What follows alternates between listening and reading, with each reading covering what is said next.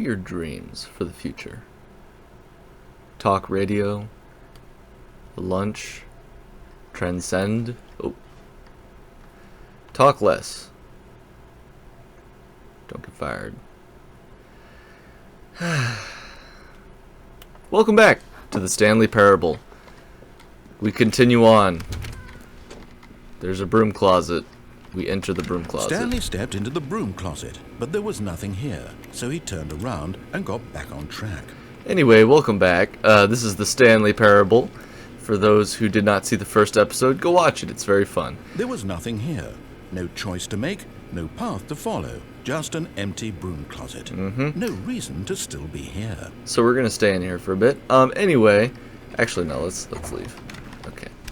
I'm sure he would get very irritated. Ooh, up or down? Coming to a staircase, Stanley walked upstairs to his boss's office. Okay, we were doing good, for a while there. But, of course I have to deviate. But Stanley just couldn't do it. He Couldn't. considered the possibility of facing his boss, Yeah. admitting he had left his post during work hours. Yeah, couldn't do He it. might be fired for that. Yeah. And in such a competitive economy, why had he taken that risk? Honestly. All because he believed everyone had vanished? His boss would think he was crazy. Crazy. And then something occurred to Stanley. Hold on. Maybe, he thought to himself, maybe I am crazy. Could be. All of my co-workers blinking mysteriously out of existence in a Yeah. single moment for no reason at all. No reason. None of it made any logical sense. And as Stanley pondered this, he began to make other strange observations. For example, why Indeed. couldn't he see his feet when he looked down? Oh. Why did doors close automatically behind him wherever he went? And for that matter, these rooms were starting to look pretty familiar. Were they simply repeating? No, Stanley said to himself, this is all too strange. This can't be real. And at last, he came to the conclusion that had Weird. been on the tip of his tongue. He just hadn't found the words for it. I'm dreaming! Ah. He yelled. This is all a dream. Oh, what a relief Stanley felt to have finally found an answer. Thank an goodness. explanation. His co-workers weren't actually gone. He wasn't going to lose his job. He wasn't crazy after all. Oh, thank goodness. And he thought to himself, I suppose I'll wake up soon. Well, yeah. I'll have to go back to my boring real-life job pushing Ugh. buttons. I may as well enjoy this while I'm still lucid. So, he imagined himself flying and began to gently float above the ground. Here we go. Then he imagined himself soaring through space on a magical star field. I'm and soaring. It too appeared. It was so much fun. And Stanley marveled that he had still not woken up. Whee! How was he remaining so lucid? Interesting. And then perhaps the strangest question of them all entered Stanley's head. One he was amazed he hadn't asked himself sooner. Why is there a voice in my head dictating Indeed. everything that I'm doing and thinking? This is confusing. Now the voice was describing itself being considered by Stanley, who found it particularly strange. I'm dreaming about a voice describing me, thinking about how it's describing my thoughts, he thought. And while he thought it all very odd and wondered if this voice spoke to all people in their dreams, the truth was that, of course, this was not a dream. How could it be? No. Was Stanley simply deceiving himself, believing that if he's asleep, he doesn't have to take responsibility for himself? Stanley is as awake right now as he's ever been in his life. Oh, jeez. Now, hearing the voice speak these words was quite a shock to Stanley. After all, he knew for certain, beyond a doubt, that this was in fact a dream. Did the voice not see him float and make the magical stars just a moment ago? What? How else would the voice explain What? all that? Ah. This voice was a part of himself, my too. gosh. Surely, Ah. if he could just... I just need He to would wake up. prove it. He would prove that he was in control. Yes. That this was a dream. Yes. So he closed his eyes gently, Okay. and he invited himself to wake up. Go on, He wake up. felt the cool weight of the blanket on his skin, the press of the mattress on his back, the fresh air of a So world nice. outside this one. Let me wake up, he Wake thought to up. himself. I'm through with this dream. I wish it to be over. Let me go back to my job. Wake Let up. me continue pushing the buttons. Please. It's all I want. That's all I want. I want my apartment, and my Yes. wife, Yeah. and my job. Yeah. All I want is my life exactly the way it's always been. Exactly. My life is normal. Yeah. I am normal. Sure. Everything will be fine. It's all okay. I am okay. Ah.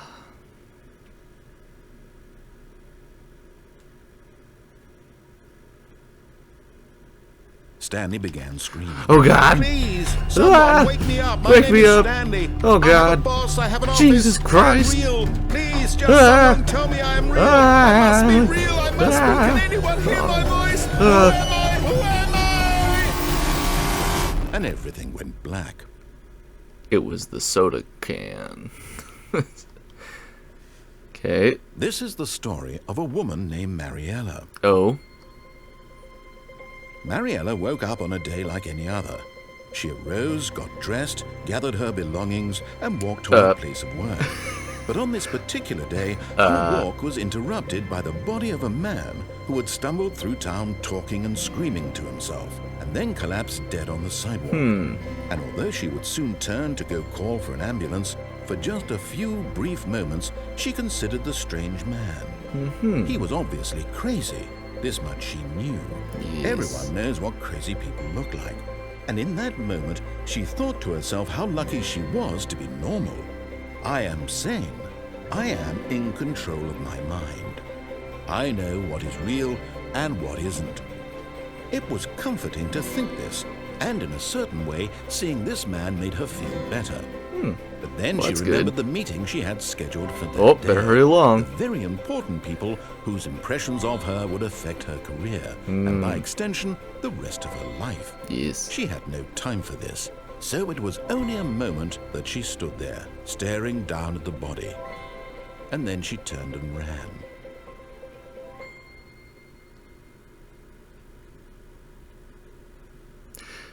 Whoa. Whoa. Whoa. Whoa. So this is the dichotomy of Gone. What could it mean? the Stanley decided to go parable. to the meeting room. Perhaps he had simply missed a memo. Dear Lord, how terrifying. It just goes on. So let's When go to the Stanley boss. came to a set of 2 open doors. He entered the door on his left. Let's go check out the boss. Let's speed run this. Yet there was not a single person here either. Feeling a wave of disbelief, Stanley decided to go up to his Alright. boss's office. Coming to a staircase, Alright. Stanley walked upstairs to his boss's office. do it. Walk in. Stepping into his manager's office, What's Stanley up? was once again stunned to discover not an indication of any human life. Shocked, unraveled, Stanley wondered in disbelief who orchestrated this. What dark secret was being held from him? Wait. What he could not have known was that the keypad behind the boss's Oh. desk guarded the terrible truth that his boss had been keeping from him. And so the boss had assigned it an extra secret PIN number, 2845. 8. But of course, Stanley Hey. couldn't possibly have known this. Yet incredibly, by simply pushing Wow. random buttons on the keypad, Stanley happened to input the correct code by sheer luck. Okay. Amazing. Oh. He stepped into the newly Hello. opened passageway. Okay. Oh boy. This can only turn out well. I do not foresee this going wrong at all. I think that this is the right course of action, obviously. As the narrator is telling us. Descending deeper into the building, Stanley realized he felt a bit peculiar. It was a stirring of emotion in his chest, as though he felt more free to think for himself, to Yes. question the nature of his job. Interesting. Why did he feel this now, when for Didn't- years it had never occurred to him? This question would not go unanswered for long. Of course not. It must be answered. Dun, Stanley dun, walked dun. straight ahead through Oh, the large door okay. of the dead mind control Ooh, facility. okay, yep, nope. I was gonna, and then nope. I'm escaping. Although this passageway had the word escape written on it, the truth was that at the end of this hall, Stanley would meet his violent death. Oh.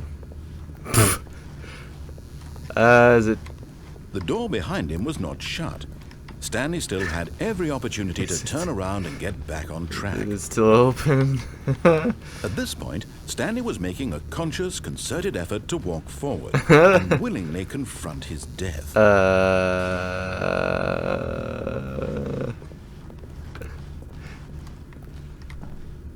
Well, here we go. Time to reach this violent end we were hearing about. Oh. Hello. As the machine whirred into motion and Stanley was inched closer and closer to his demise, he reflected that his life had been of no consequence whatsoever. Stanley can't see the bigger picture. He doesn't know the real story, trapped forever in his narrow vision of what this world is. Perhaps his death was of no great loss. Maybe I could like Star Wars Episode 3 it and just kind of roll out of the way, you know? And willingly accepted this violent end to his brief and shallow life. Farewell, Stanley. Well. Farewell, Stanley, cried the narrator, as Stanley was led helplessly into the enormous metal jaws. In a single visceral instant, Stanley was obliterated as the machine crushed every bone in his body, killing him instantly. Okay. Whee. Oh, the Stanley parable. And yet it would be just a few minutes before Stanley would restart the game, back in his office, as alive as ever. What exactly did the narrator think he was going to accomplish? Whoa. When every path you can walk has been created for you long in advance, death becomes meaningless, making life the same. Do you see now? Do you see that Stanley was already dead from the moment he hit start? Whoa. Whoa. Wait, what does that say? The two doors. This room posed. Huh. Interesting.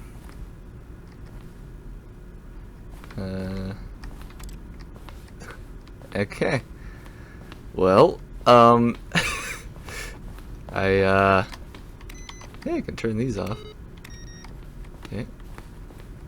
You never know. You never know when something you do is gonna affect something else.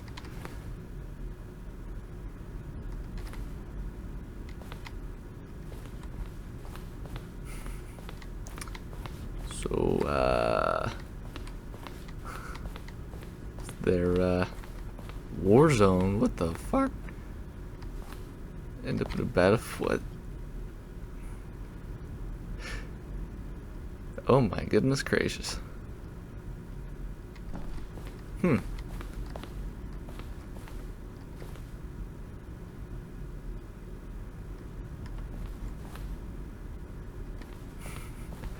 This is very surreal. The second trailer we sent, while we had... Here's a selection of those emails. Am I Stanley? Are you spying on me?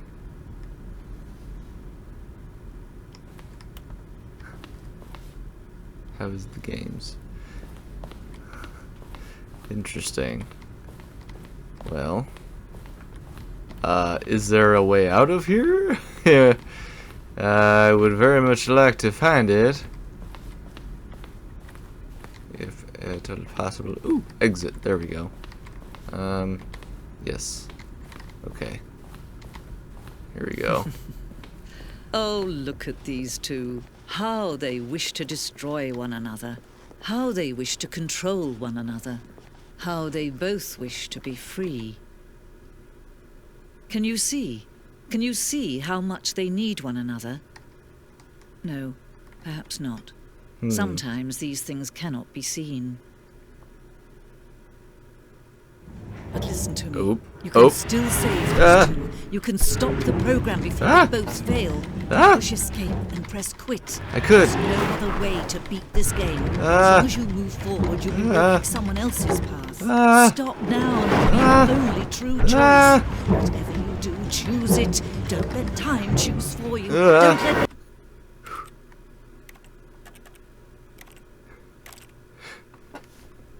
Well, we're gonna end it there. Like she said, the only way to win is to quit, and I'm just kidding. Squish. I bet you it's gonna start from the beginning. Maybe. Hello.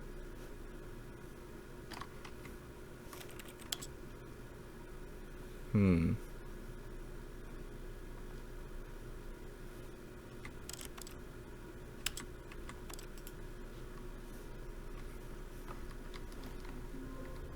Jesus.